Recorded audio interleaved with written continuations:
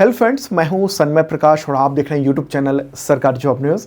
आपका स्वागत है करंट फोर्स वीडियो में। और इस वीडियो में जो सबसे इम्पॉर्टेंट चीज़ है, इजराइल हमास युद्ध जो वॉर डिक्लेयर हो गया है उसके बारे में बात करेंगे और पूरा इतिहास से लेकर वर्तमान तक की चीज़ों को समझेंगे, क्योंकि ये ज़रूरी है आपके एग्जामिनेशंस के लिए। ठीक है, देखिए, इजराइल की मदद से ही हमास बना था और ये भस्मासुर बन गया। कैसे बना, क्या हुआ है, फ़िलिस्तीनी इजराइल का विवाद क्या है, जो ऐतिहासिक विवाद है वो, इजराइल का गठन कैसे हुआ, इतिहास यानी फर्स्ट वर्ल्ड वार से लेकर और अभी तक इजराइल से रिलेटेड, फ़िलिस्तीन से रिलेटेड पूरी बातें आपको बताएंगे।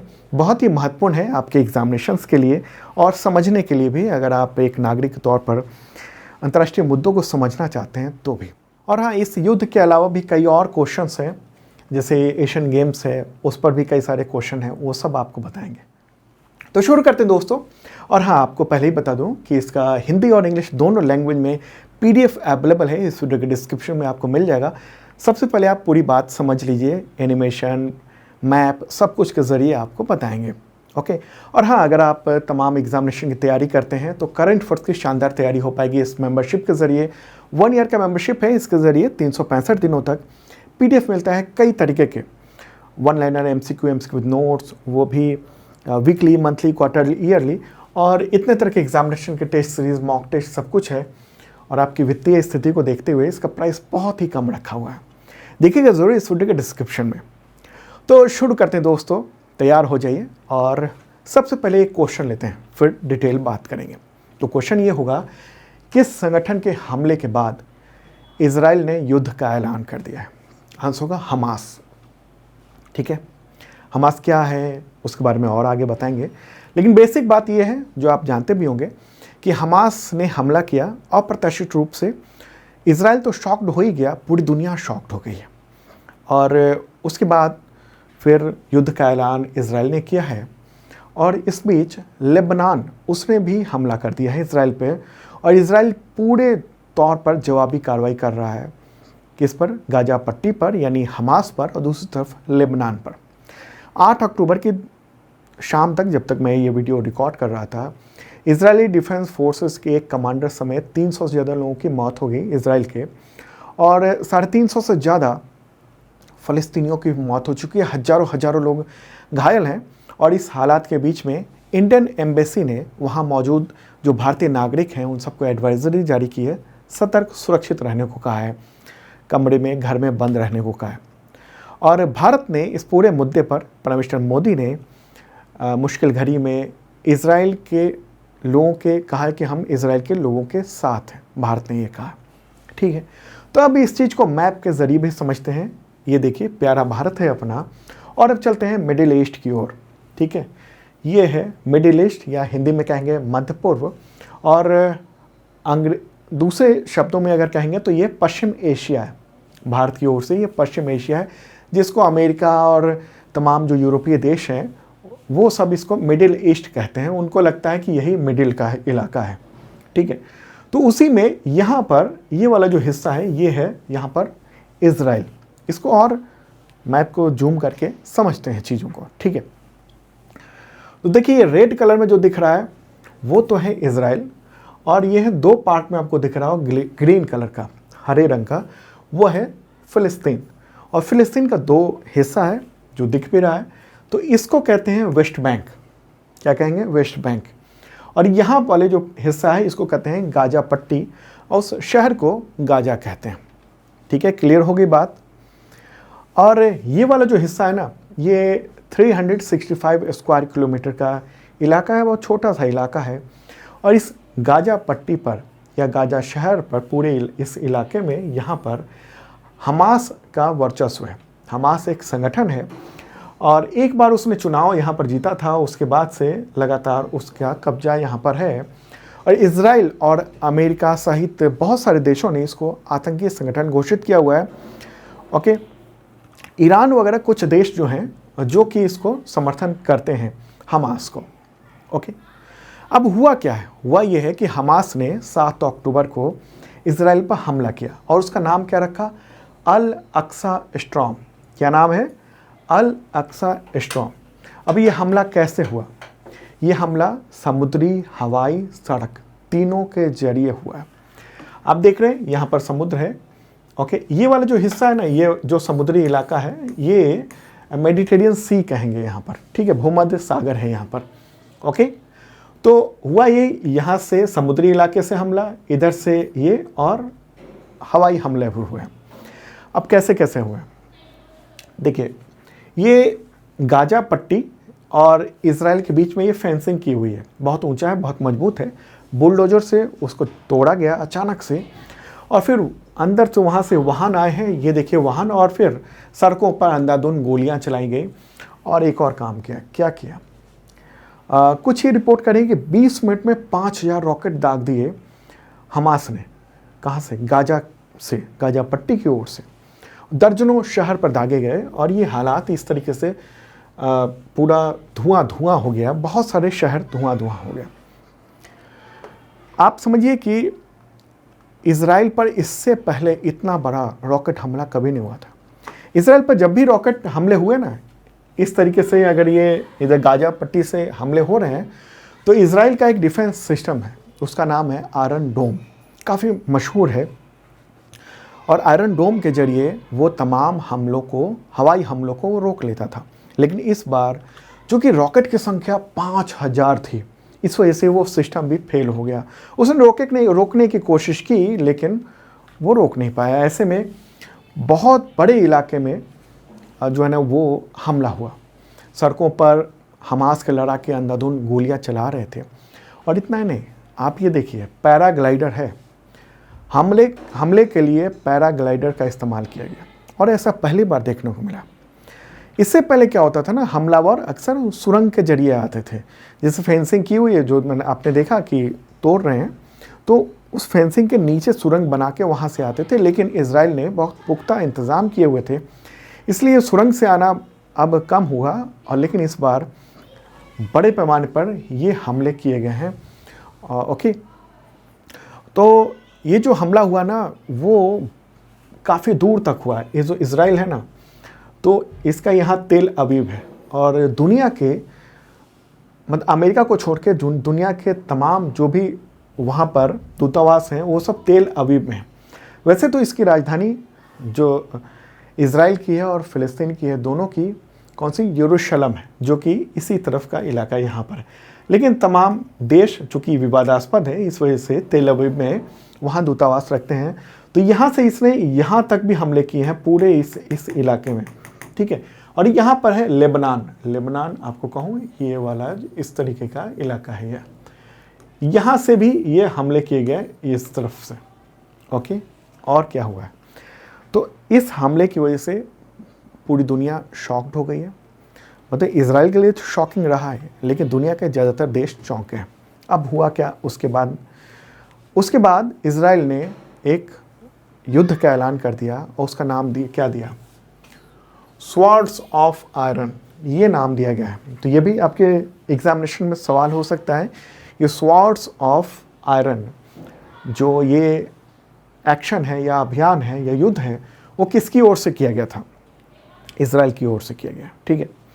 तो इस हमले के बाद इजराइल ने हमास के खिलाफ तो युद्ध का ऐलान कर दिया, और वहाँ के प्राइम मिनिस्टर हैं इस वक्त बेंजामिन नेतन्याहू। उन्होंने अपने जनता को संबोधित भी किया, कहा कि ये जंग बहुत लंबी चल सकती है, और हम अपनी डिफेंस फोर्सेस की जो ताकत है वो पूरा इस्तेमाल करके हमास को तबाह कर देंगे। गाजा में रह रहे लोगों को बाहर निकल जाना चाहिए, क्योंकि हम बड़े पैमाने पर हमला कर रहे हैं, ओके। जो हुआ वो इजराइल ने आज तक कभी नहीं देखा था, और हम ऐसा दोबारा नहीं होने देंगे, ऐसा कहना है इजराइल के प्राइम मिनिस्टर का, ठीक है।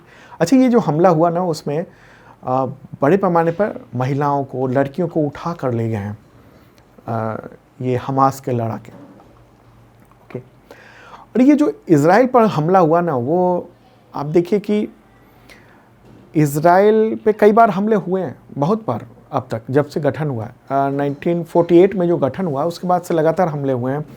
अलग अलग समय में अरब देशों के साथ युद्ध हुआ है, लेकिन इतना बड़ा हमला जो है ना, वो पहली बार माना जा रहा है। और ये माना जा रहा है कि इजराइल के पास जो खुफिया जानकारी होती है, वो दुनिया में सबसे पुख्ता होती है।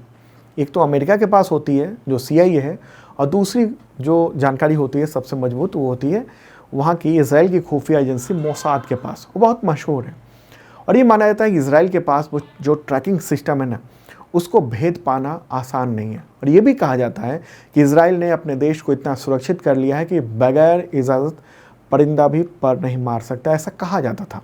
लेकिन इस बार हमास ने बिल्कुल गलत साबित कर दिया। अब आपके मन में एक सवाल होगा कि हमास ने क्यों हमला किया है। एक आप शॉर्ट में देख लीजिए, ये फ़लस्तीन था 1946 में, 1947 में ये इज़राइल बना, फिर बढ़ते बढ़ते बढ़ते इज़राइल इतना बड़ा हो गया और ये ग्रीन में आप फ़लस्तीन देख रहे हैं। ठीक है, आगे बताते हैं इसके बारे में। सवाल है कि हमास ने हमला क्यों किया। हमास के सैन्य कमांडर हैं मोहम्मद दीफ, तो उन्होंने कहा कि ये हमला यरूशलेम में अल अक्सा मस्जिद को इज़राइल की तरफ से अपवित्र करने का बदला है। तो अल अक्सा मस्जिद कहाँ पर है, ये सवाल कई बार आ चुका है एग्जामिनेशन में। तो वह है यरूशलेम में। एक बार मैप के ज़रिए आपको वहाँ पर ले चलते हैं। इज़राइल देख रहे हैं और इज़राइल और फ़लस्तीन के बीच में ही मान लीजिए वो है ये यरूशलेम, और वहीं पर है ये वाला जो हिस्सा देख रहे हैं आप, वो है अल अक्सा मस्जिद। अब ये आरोप है कि इजरायली पुलिस ने अप्रैल 2023 में, इस साल के शुरुआत में, ग्रेनेड फेंके थे।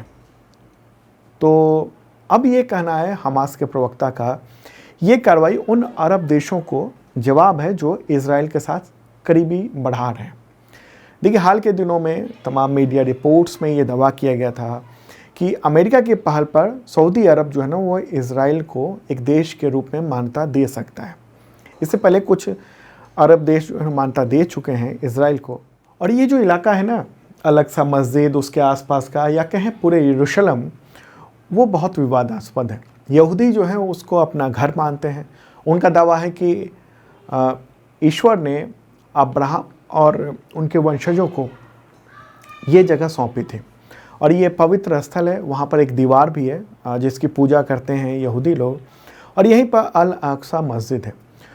और अल अक्सा मस्जिद जो है वो, उसको मुसलमान लोग बहुत उसको आदर के साथ और पवित्र जगह के तौर पर मानते हैं, और इसी वजह से विवाद रहता है, दोनों में खींचतान रहती है। ठीक है। अच्छा, इस चीज़ में आप देखेंगे ये जो हमला हुआ ना, हमास और इजराइल के बीच में जो युद्ध शुरू हो चुका है, चल रहा है, उसमें अलग अलग देश अलग अलग खेमे में भी नज़र आ रहे हैं। पश्चिमी देश जैसे अमेरिका, ब्रिटेन, फ्रांस, उन सब ने हमास के हमले की निंदा की है। दूसरी ओर ईरान ने हमास का समर्थन किया है। भारत ने तो कहा है कि हम इजराइल के साथ हैं। चीन ने कहा है कि इस मामले की शांतिपूर्ण हल निकालना चाहिए।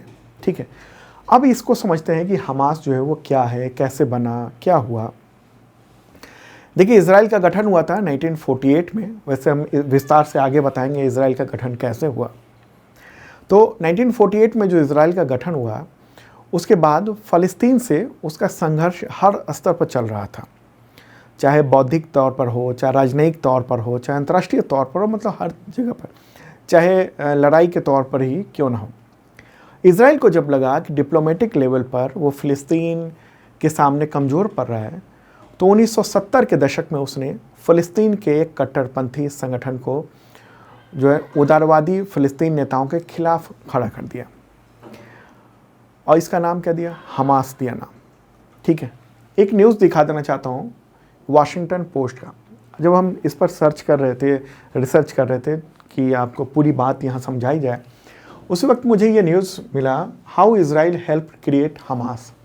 मतलब इज़राइल ने ही इसको बनवाया था, क्रिएट करवाया था, और बाद में अब देख रहे हैं हम लोग क्या, भस्मासुर बन गया। जैसे कि अमेरिका ने तालिबान को खड़ा किया था अफ़गानिस्तान में, किसके खिलाफ, रूस के खिलाफ, या कहें सोवियत संघ के खिलाफ, और उसके बाद वही भस्मासुर बन गया था जिसने तालिबान ने और अलकायदा ने उस पर अटैक कर दिया था अमेरिका पर, और वहाँ वर्ल्ड ट्रेड सेंटर उन सबको तबाह कर दिया था। ठीक है, तो ऐसे ही यहाँ पर भी देखने को मिला है, हमास को उसने क्रिएट किया था। फ़लस्तीन के जो नेता सब थे ना, जो वो उदारवादी थे, मतलब उदारवादी का मतलब कि बातचीत से किसी चीज़ को हल निकालना, देशों के साथ संपर्क रखना, अपनी आवाज़ दूसरों से बुलवाना, उग्रवाद की ओर नहीं था उनका। उनके खिलाफ खड़ा किया गया इसको। ठीक है, हालांकि इसकी हमास की स्थापना जो है 1987 में मानी जाती है। और यहाँ तक कि इज़राइल के जो पूर्व जनरल हैं याद से जो उनका ये कहना है कि जहर को जहर से मारने की जो नीति थी ना, ये ऐतिहासिक गलती थी। इज़राइल सरकार ने हमास के लिए बजट भी दिया था और इसका अफसोस है, बहुत सारे वहाँ के जो अधिकारी हैं इज़राइल के, उन सब ने कहा है कि उन सबको फंड दिया गया और अब वो बहुत बड़ा आतंकी संगठन बन चुका है। ये जो हमास है उसमें 90% युवा फ़िलिस्तीनी हैं, मतलब युवा हैं उसमें, और उसको तुर्की और कतर से भी कुछ फंडिंग मिलती है, ऐसी भी बात सामने आई है। ईरान भी हमास को हथियार पैसे देता है। हमास में तकरीबन 27,000 लोग हैं, उसके लड़ाके हैं, ठीक है, और 6 रीजन में बटा हुआ है, ब्रिगेड में बांटा हुआ है, 25 बटालियन है, 106 कंपनियां हैं और इसके कमांडर जो है ना वो बदलते रहते हैं। तो ये इससे तो हुई है। अच्छा, हुआ बाद में क्या हुआ ना कि चुनाव भी हुए गाज़ा पट्टी में और उसके बाद वहाँ पर अपनी सरकार बना ली, चुनाव जीत गया इस गाज़ा पट्टी में, इस जगह पर, ठीक है, हमास। और उसके बाद से वो कहता है कि फ़लस्तीन में हमारी सरकार है और हमास की कोशिश रहती है कि ये जो वेस्ट बैंक का इलाका है वो उसके क्षेत्र में आ जाए, प्रभाव में आ जाए, लेकिन वो आ नहीं रहा है। अंतर्राष्ट्रीय तौर पर काफ़ी नाकेबंदी है और इस वजह से, ठीक है, फ़िलहाल वेस्ट बैंक में PLO यानी फ़िलिस्तीन लिबरेशन ऑर्गेनाइजेशन उसकी सरकार है और ज़्यादातर देशों ने उसी को मान्यता दी हुई है, ठीक है। ये तो आप समझ लिया आपने कि हमास का उदय कैसे हुआ, कैसे इज़राइल ने बनाया और आगे क्या क्या हुआ, और अभी नौबत ये आ गई। अब ये समझते हैं कि इज़राइल बना कैसे। देखिए, बात है 1917 की, 1917 की। फर्स्ट वर्ल्ड वार में ओटोमन साम्राज्य एक बार दिखा देना चाहता हूँ। ये मैप है और इसमें जो आपको दिख रहा है ना, green colour, dark green colour और हल्का ग्रीन कलर, ये पूरा कभी ओटोमन साम्राज्य हुआ करता था। बाद में ये सिमट के ये जो डार्क कलर में दिख रहा है वो सब रह गया था और इसी में फ़लस्तीन, इज़राइल वगैरह, इज़राइल तो उस समय था ही नहीं, फ़लस्तीन वगैरह वो सभी इलाका था। तो फर्स्ट वर्ल्ड वार में ओटोमन साम्राज्य की हार हो गई थी और फिर ब्रिटेन ने क्या किया, फ़लस्तीन पर कब्जा कर लिया उस जगह पर। और उस वक्त ज़्यादातर आबादी अरब मुस्लिमों की थी और यहूदी अल्पसंख्यक के तौर पर रहते थे। फिर उसके बाद क्या हुआ, 1920 से 1940 के बीच में यूरोप में यहूदियों के खिलाफ माहौल बनने लगा। यूरोप में बात कर रहा हूँ मैं। और इस बीच मित्र देश तो ब्रिटेन के साथ जो देश थे, उन सबको फ़िलिस्तीन में यहूदियों के लिए यानी जूज़ के लिए अलग देश बनाने के काम सौंपा गया। उसको लीड कर रहा था ब्रिटेन ही।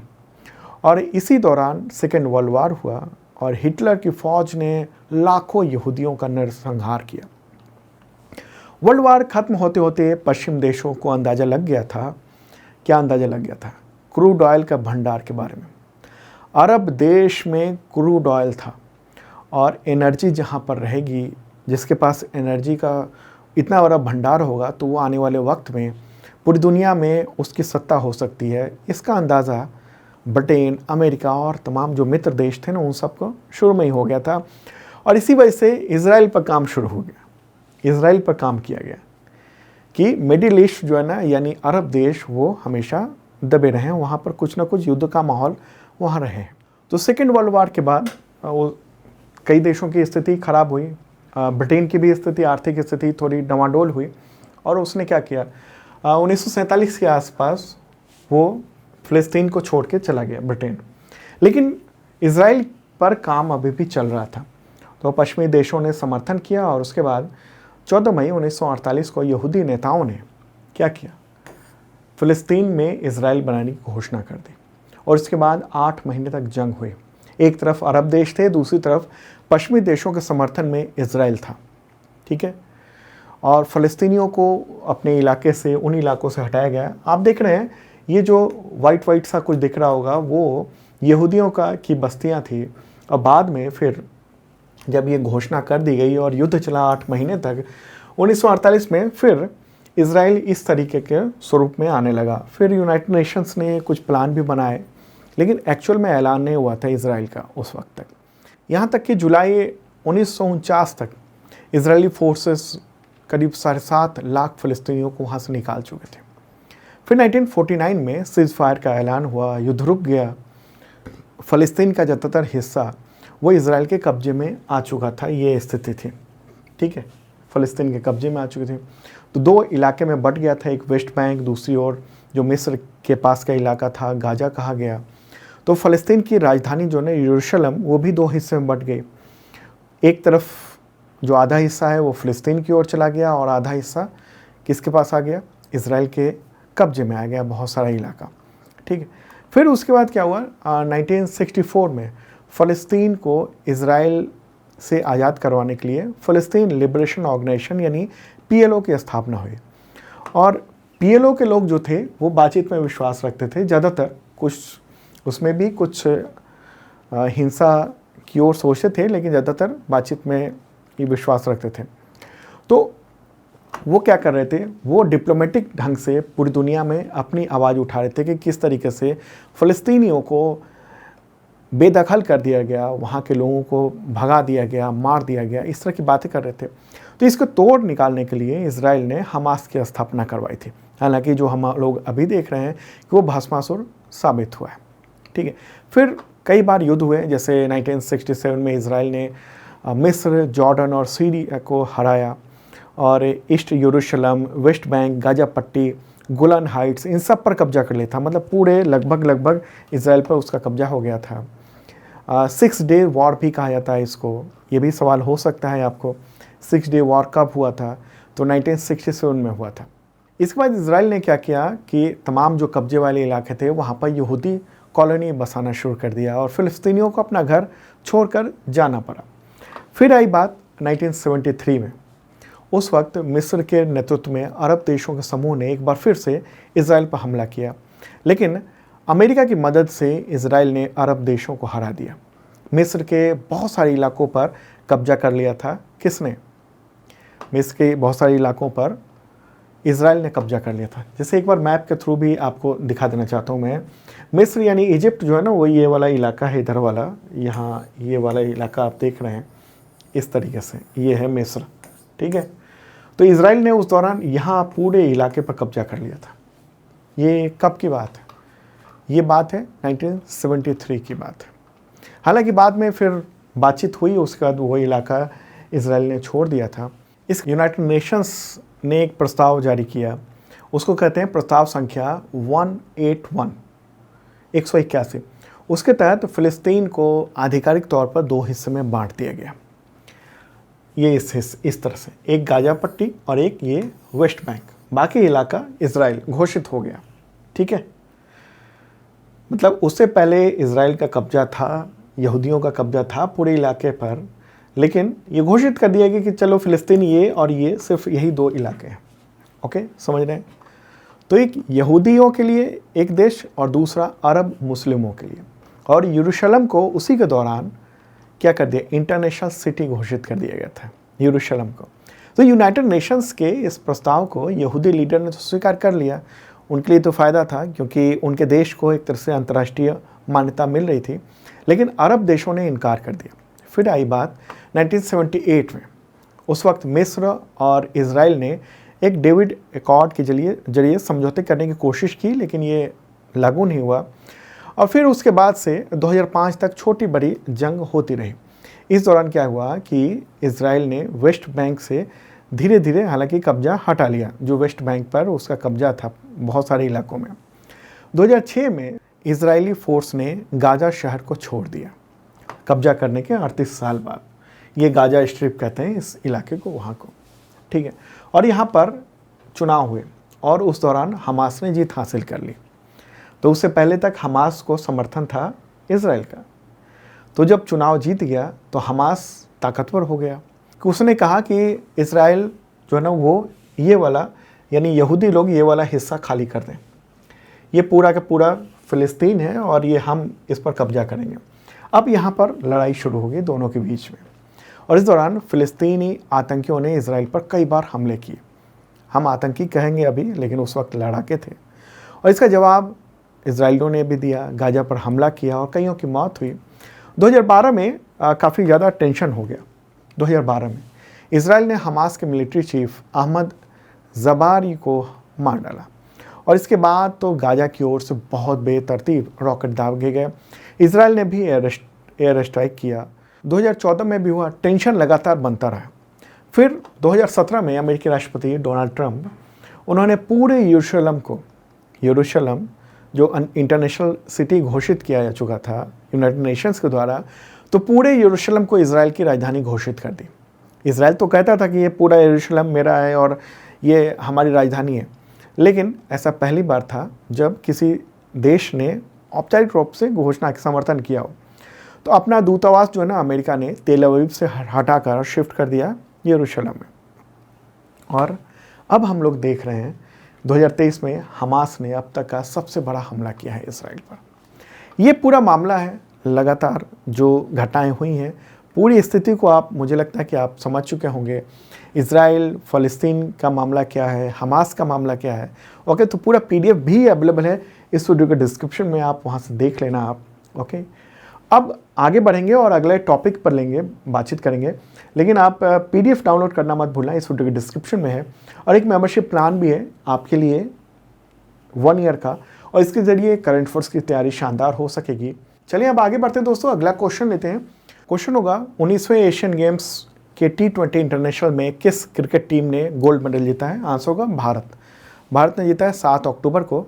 भारत और अफगानिस्तान के बीच में ये फाइनल मैच हुआ, तो फाइनल मैच पूरा हो नहीं सका, भारत को बल्लेबाजी करने का मौका नहीं मिला। लेकिन उसमें ये नियम बनाया हुआ था कि जिसके पास, मतलब एशियन गेम्स में ये नियम है कि जिसके पास सबसे ज़्यादा रैंकिंग हो, बेहतर रैंकिंग होगी, उसको घोषित कर जाएगा विजेता टीम। तो इसलिए भारत को बिना बैटिंग किए हुए फाइनल मैच की बात कर रहे हैं, तो उसमें गोल्ड मेडल मिल गया और भारत ने जीत हासिल कर ली। ओके, तो क्रिकेट मैच जो हुआ उसमें भारतीय टीम के कप्तान थे ऋतुराज गायकवाड़। ओके, अगला क्वेश्चन, 19वें एशियन गेम्स में किस देश ने पुरुष कबड्डी में गोल्ड मेडल जीता है? आंसर होगा भारत। ये 7 अक्टूबर को ही जीता। भारत ने 19वें एशियन गेम्स में ईरान को हराकर ये गोल्ड मेडल इंडिया ने जीता है। ओके, तो ये इम्पॉर्टेंट बात है।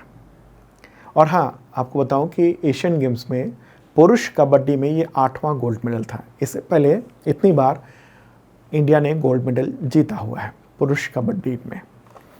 अगला क्वेश्चन, 19वें एशियन गेम्स में किस देश ने महिला कबड्डी में गोल्ड मेडल जीता? आंसर होगा भारत। भारत ने जीता है कब? 7 अक्टूबर को। और चीनी ताइपे यानी ताइवान की टीम को हराकर गोल्ड मेडल भारत ने फाइनल में ये जीत लिया है।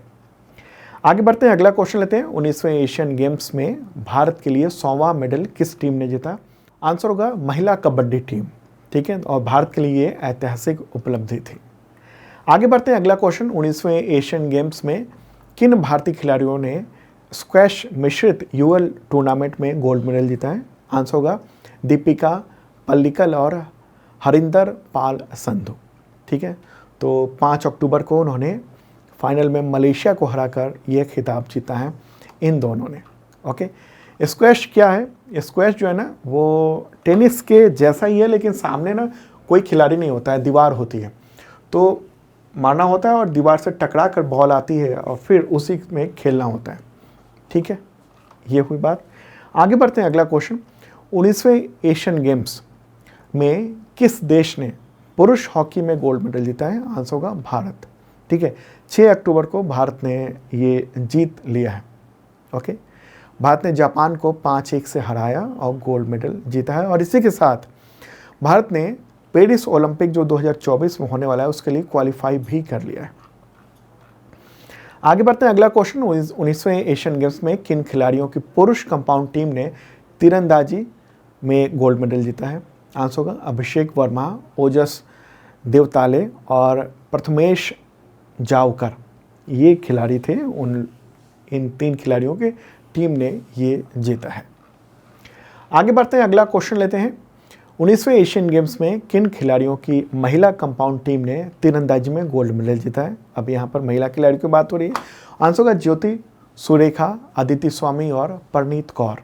तो इन सब ने मिलकर जीता है। फोटोग्राफ आप देख रहे हैं। कब ये जीत हासिल हुई है? 5 अक्टूबर को ये जीत हासिल हुई है। आगे बढ़ते हैं, अगला क्वेश्चन लेते हैं। 19वें एशियन गेम्स में किन खिलाड़ियों की मिश्रित कंपाउंड टीम ने तीरंदाजी में गोल्ड मेडल जीता है? आंसर को ओजस प्रवीण देवताले और ज्योति सुरेखा वेन्नम, ये दोनों खिलाड़ी आप देख रहे हैं। आगे बढ़ते हैं, अगला क्वेश्चन। 19वें एशियन गेम्स में किस भारतीय खिलाड़ी ने जेवलिन थ्रो में गोल्ड मेडल जीता? मुझे लगता है आप तक इन्फॉर्मेशन तो होगी, नीरज चोपड़ा, काफ़ी चर्चा में हुआ।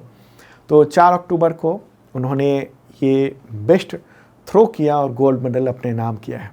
ओके, इससे पहले कई सारे मेडल वो जीत चुके हैं, जैसे वर्ल्ड चैम्पियनशिप 2022 में उन्होंने रजत पदक जीता था। 2021 टोक्यो ओलंपिक जो था उसमें गोल्ड मेडल हासिल किया था। 2018 के कॉमनवेल्थ में और एशियन गेम्स में भी उन्होंने गोल्ड मेडल हासिल किया था। अगला क्वेश्चन लेते हैं। 19वें एशियन गेम्स में किस भारतीय खिलाड़ी ने जेवलिन थ्रो में सिल्वर मेडल जीता? आंसर किशोर जेना। ठीक है, 4 अक्टूबर को उन्होंने बढ़िया फेंक कर ये सिल्वर मेडल हासिल किया है। आगे बढ़ते हैं, अगला क्वेश्चन। 19वें एशियन गेम्स में किस देश ने पुरुष 4x400 मीटर रिले रेस में गोल्ड मेडल जीता है? आंसर होगा भारत। भारत ने शानदार गोल्ड मेडल कई सारे जीते हैं, उसमें ये भी जीत लिया है। कौन कौन से खिलाड़ी थे? अनस मोहम्मद याहिया, अमोद जैकब, मोहम्मद अजमल, राजेश रमेश। तो इन सब ने देख रहे हैं गोल्ड मेडल जीता 4x400 मीटर रिले रेस में। अगला क्वेश्चन लेते हैं। 19वें एशियन गेम्स में किस देश ने महिला 4x400 मीटर रिले रेस में सिल्वर मेडल जीता है? तो आंसर होगा भारत। भारत ने सिल्वर मेडल जीता है और ये सब खिलाड़ी थी, देख रहे हैं आप, क्या नाम है? विद्या रामराज, ऐश्वर्य मिश्र, प्राची और सुभा वेंकटेशन। अगला क्वेश्चन लेते हैं, आगे बढ़ते हैं। भारतीय मूल की किस वैज्ञानिक को जलवायु परिवर्तन के क्षेत्र में कार्य के लिए स्पिनोजा पुरस्कार मिला है? आंसर होगा जोइता गुप्ता। ठीक है, तो ये अक्टूबर में नीदरलैंड के हेग में ये आयोजन हुआ, उसी में ये अवार्ड उनको दिया गया है। 1.5 मिलियन यूरो यानी तकरीबन 13.21 करोड़ रुपए हुए, तो ये अवार्ड राशि उनको दी गई है। 2 वैज्ञानिकों को मिला है ये अवार्ड, एक तो ये है और दूसरे का नाम है टोबी कीर्स, टोबी कीर्स। तो ये भारतीय मूल की, ये जोइता गुप्ता, वो भी उनको मिला है। तो वो भारतीय मूल की हैं, हालांकि वो डच पर्यावरण वैज्ञानिक हैं, उनको ये अवार्ड मिला है। ठीक है, न्यूज़ देख रहे हैं आप, और इन दोनों को अवार्ड मिला है, उनमें ये भारतीय मूल की हैं उधर। तो दोस्तों ये था इंपॉर्टेंट करंट अफेयर्स। कैसा लगा कमेंट बॉक्स में आप बता सकते हैं, और मेंबरशिप प्लान आप सबके लिए है। ओके, देखिएगा ज़रूर इस वीडियो के डिस्क्रिप्शन में, और हाँ PDF भी डाउनलोड कर लेना आप। बाय।